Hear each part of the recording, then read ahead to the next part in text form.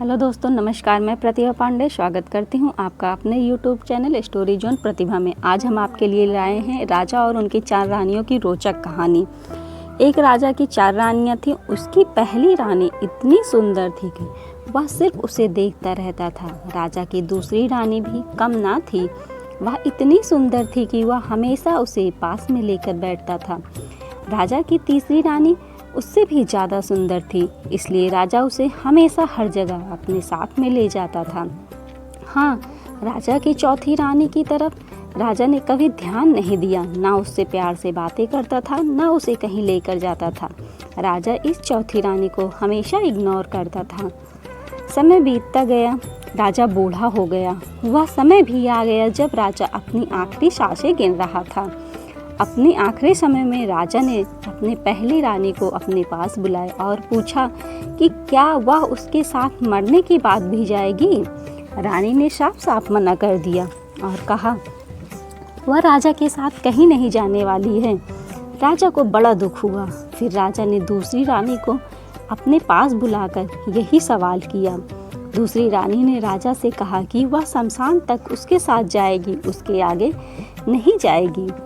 राजा को अपनी तीसरी रानी से बड़ी आस थी।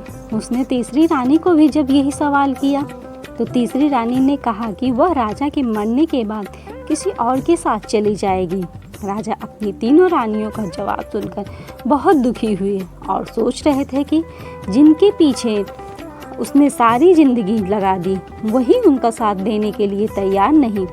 तो राजा ने चौथी रानी, जिसे उसने कभी महत्व नहीं दिया, उनसे पूछा क्या आप मेरे साथ चलेंगी मरने के बाद।